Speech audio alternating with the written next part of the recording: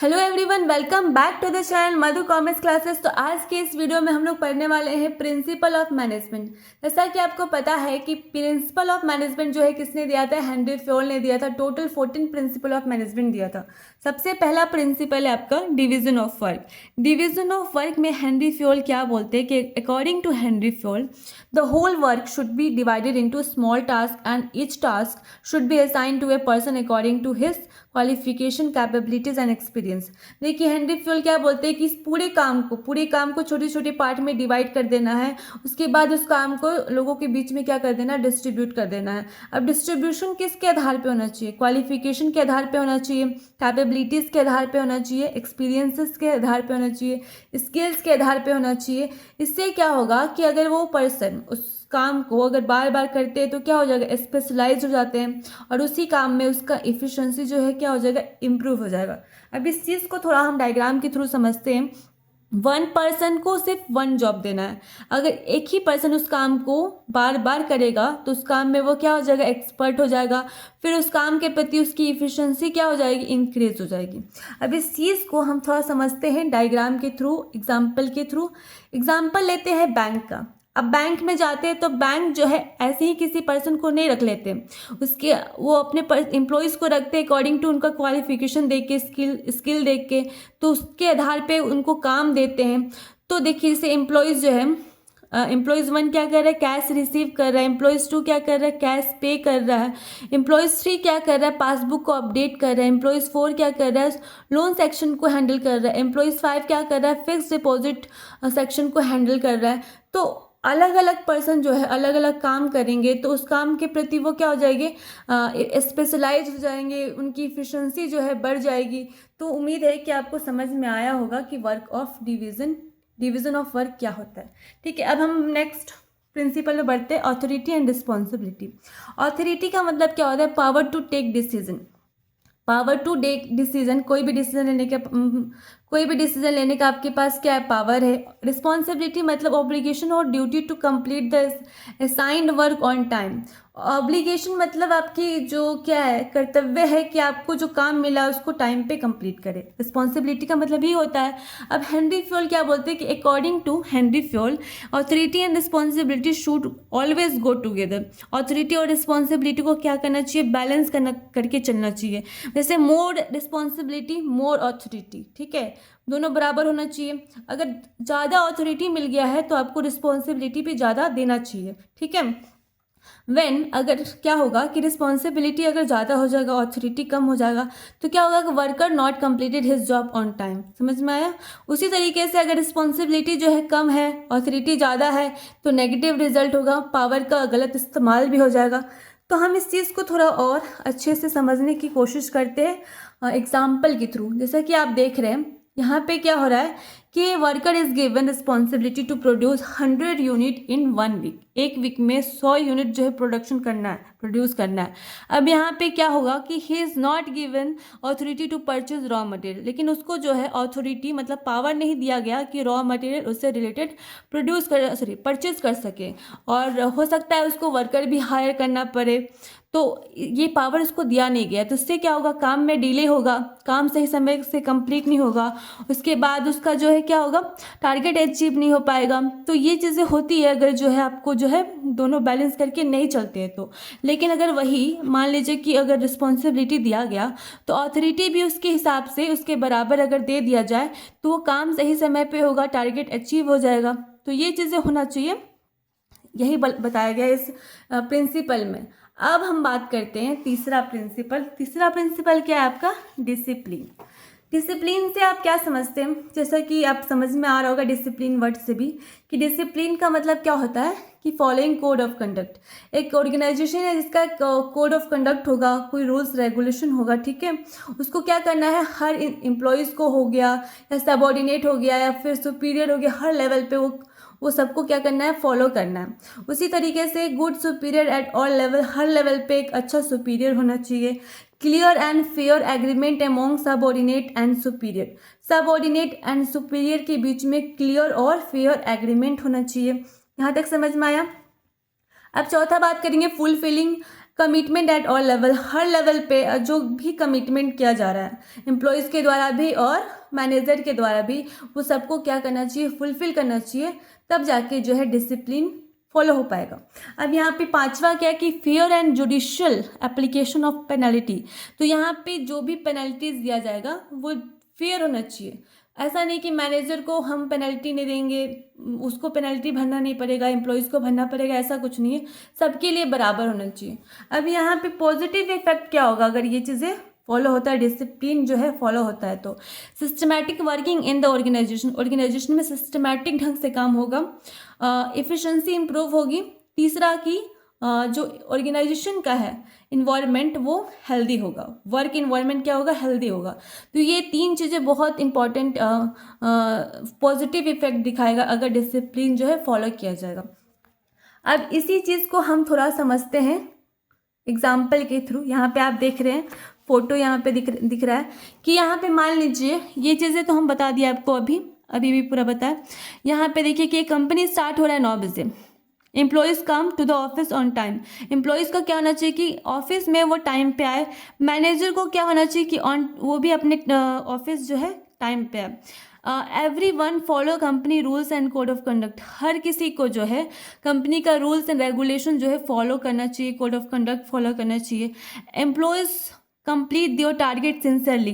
तो एम्प्लॉयज़ को भी ये होना चाहिए कि वो उनको जो टारगेट दिया गया है वो सिंसियरली उसको क्या करे, अचीव कर ले। मैनेजमेंट को भी होना चाहिए कि जो एम्प्लॉयज़ की सैलरी है, प्रमोशन है, इंसेंटिव है, उसको टाइम टू टाइम देते चले। तो ये सारी चीज़ें अगर होगा तो डिसिप्लिन जो है मेंटेन होगा, जिसके वजह से आपके जो ऑर्गेनाइजेशन है उसका पॉजिटिव इफेक्ट दिखेगा। अब यहाँ पे हम चौथा जो प्रिंसिपल बात करते हैं, चौथा प्रिंसिपल क्या है, unity of command. Unity of command में according to this principle Henri Fayol क्या बोलते हैं कि an employee should receive order from one boss. Employees को क्या होना चाहिए कि ऑर्डर जो है एक ही बॉस से रिसीव करना चाहिए।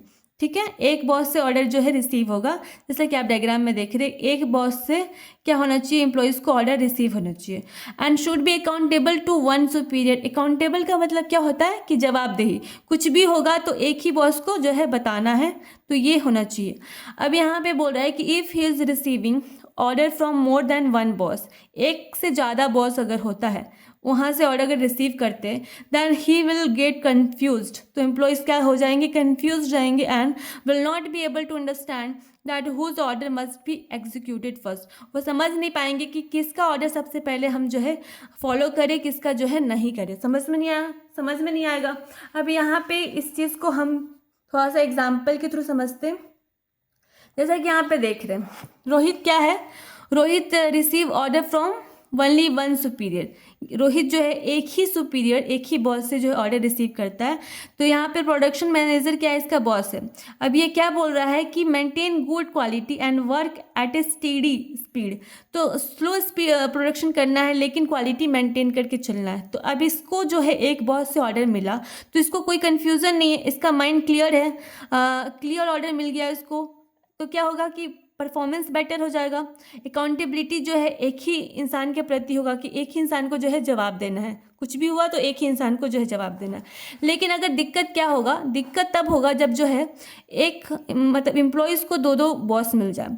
दो बॉस मिल गया, प्रोडक्शन मैनेजर और सेल्स मैनेजर। प्रोडक्शन मैनेजर बोल रहा है कि आपको जो है प्रोडक्शन स्लो करना है लेकिन क्वालिटी को मेंटेन करना है। लेकिन वही सेल्स मैनेजर क्या बोल रहा है कि हमारे पास बहुत पेंडिंग जो है ऑर्डर है, उसको कंप्लीट करने के लिए आपको प्रोडक्शन जो है ज़्यादा करना है। तो यहाँ पे इसके दिमाग में कन्फ्यूज़न कि किसका ऑर्डर जो है माने, किसका ऑर्डर जो है नहीं माने। तो ये चीज़ें नहीं होना चाहिए, ये चीज़ आपको इस प्रिंसिपल में बताया गया है कि ये चीज़ें नहीं होना चाहिए, सिर्फ एक ही बॉस से ऑर्डर रिसीव करना चाहिए ताकि जो एम्प्लॉयज़ जो है सही समय पे काम करे और कोई भी कन्फ्यूज़न ना हो। तो हमारा जो है ये चौथा प्रिंसिपल भी कंप्लीट हो गया। पांचवा प्रिंसिपल क्या है, unity of direction. Unity of direction का मतलब क्या होता है कि one unit, one plan, one head. One unit मतलब वन डिपार्टमेंट, एक डिपार्टमेंट का एक ही प्लान होना चाहिए और उस डिपार्टमेंट में एक ही हेड होना चाहिए। Employees working for the same objective. अगर एम्प्लॉयज़ जो है काम कर रहे एक ही मकसद के लिए तो शुड फॉलो वन प्लान। उनको चाहिए कि एक प्लान फॉलो करे और एक ही उस डिपार्टमेंट का मैनेजर होना चाहिए, ठीक है। अब effort of all member and employees of organisation must be directed towards one direction.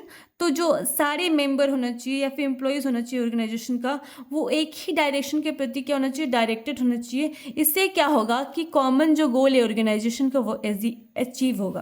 तो यहाँ तक समझ में आया यूनिटी ऑफ डायरेक्शन क्या होता है। अब इस चीज़ को भी हम थोड़ा एग्जाम्पल के थ्रू समझ लेंगे तो थोड़ा ज़्यादा बेटर तरीके से समझ में आएगा। यहाँ पे देखिए, यहाँ पे मान लीजिए कंपनी का 3 डिपार्टमेंट है। कॉस्मेटिक डिपार्टमेंट, ये कॉस्मेटिक डिपार्टमेंट हो गया। आपको अच्छे से दिख नहीं रहा होगा मुझे पता है, लेकिन कोशिश करते समझने का। यहाँ पे कॉस्मेटिक डिपार्टमेंट हो गया और यहाँ पे मेडिसिन डिपार्टमेंट हो गया, ये कन्फेक्शनरी आइटम डिपार्टमेंट हो गया। तो ये आपको जो एग्जांपल है बुक में अच्छे से दिखेगा, बुक में आपको एग्जांपल ये दिया हुआ है। तो यहाँ पे 3 डिपार्टमेंट है, लेकिन तीनों डिपार्टमेंट का देखिए, एक डिपार्टमेंट का एक ही प्लान होना चाहिए, उस डिपार्टमेंट में क्या होना चाहिए, एक ही हेड होना चाहिए। यही कहा गया ना इस डायरेक्शन का जो प्रिंसिपल में कि एक डिपार्टमेंट, एक प्लान, एक हेड।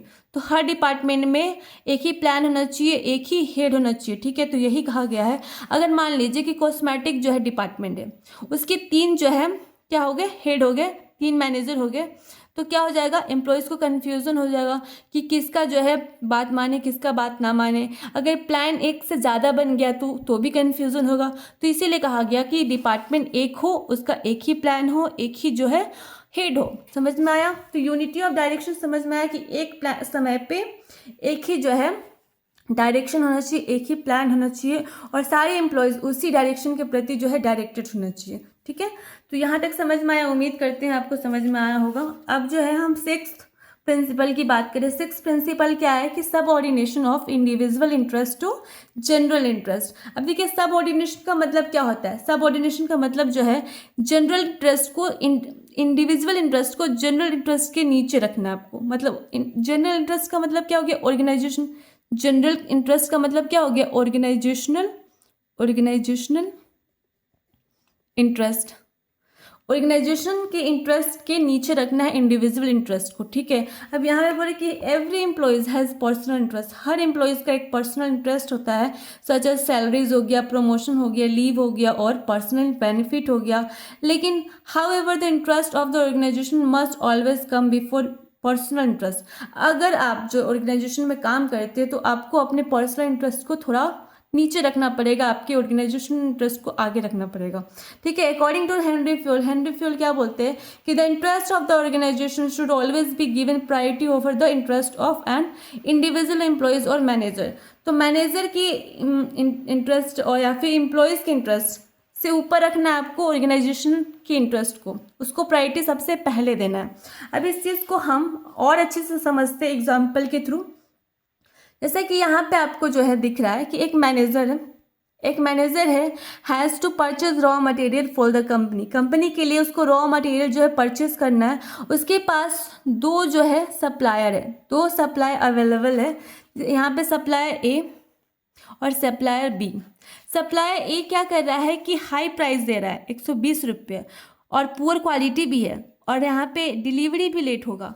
और सप्लायर बी क्या कर रहा है कि 85 रुपये जो है रॉ मटेरियल का कितना प्राइस है 85 और क्वालिटी भी बेटर है और जो है डिलीवरी भी टाइम पे होगा। लेकिन मैनेजर क्या कर रहा है, मैनेजर अपने रिलेटिव, क्योंकि सप्लायर ए क्या है, रिलेटिव है, मैनेजर का क्या है, रिलेटिव है, तो वो अपने इंडिविजुअल इंटरेस्ट के लिए वो क्या कर रहा है, सप्लायर ए को जो है क्या कर रहा है, उसको जो है अपना उससे माल खरीद रहा है, ना कि जो है सप्लायर बी से। इससे क्या होगा कि उसका इंडिविजुअल इंटरेस्ट जो पूरा हो जाएगा, लेकिन ऑर्गेनाइजेशन के लिए बेटर नहीं है, ऑर्गेनाइजेशन के लिए महंगा पड़ गया, उसके लिए खतरा हो गया। तो सही डिसीजन क्या है कि हम जो अपने ऑर्गेनाइजेशन को सबसे पहले उसके इंटरेस्ट को ऊपर रखेंगे, ना कि अपने इंडिविजुअल इंटरेस्ट के लिए ऊपर रखेंगे। तो ये हमारा क्या है, गलत है। सही क्या है ये कि आप जो है सप्लायर बी को चूज़ करें। उससे क्या होगा कि हमारे ऑर्गेनाइजेशन का परफॉर्मेंस बेटर होगा। उसकी को क्या होगा कि उसको जो ऑर्गेनाइजेशन को जो रॉ मटेरियल मिलेगा वो उसको लो कॉस्ट में मिलेगा, साथ ही साथ अच्छा क्वालिटी का प्रोडक्ट मिल जाएगा, प्रोडक्शन टाइम पे होगा, कस्टमर भी सेटिस्फाई होंगे उसकी प्रोडक्ट से, साथ ही साथ जो है कंपनी का ग्रोथ भी अच्छा होगा। तो ये ज़्यादा अच्छा है कि ये ज़्यादा अच्छा है, आप खुद सोच के बताइए। अब यहाँ पे आपका 6 जो है प्रिंसिपल कंप्लीट हो गया। अब हम बात करते हैं 7 प्रिंसिपल। सबसे अभी आज की वीडियो में सबसे लास्ट प्रिंसिपल यही है, बाकी के प्रिंसिपल हम नेक्स्ट वीडियो में कवर करेंगे। हमारा 7 प्रिंसिपल क्या बोल रहा है कि रेम्यूनरेशन ऑफ पर्सन। रेम्यूनरेशन का मतलब क्या होता है, देखिए सैलरी हो गया, वेजेस हो गया, बोनस, इंसेंटिव, कमीशन। तो रेम्यूनरेशन का मतलब क्या हो गया, ये सब चीज़ें होता है, ठीक है।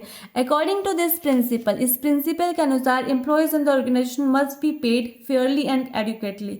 तो इस प्रिंसिपल के अनुसार एम्प्लॉयज, जो ऑर्गेनाइजेशन के एम्प्लॉयज है, फेयरली मतलब उनको अच्छी सैलरी मिलना चाहिए जितना कि वो डिज़र्व करते हैं।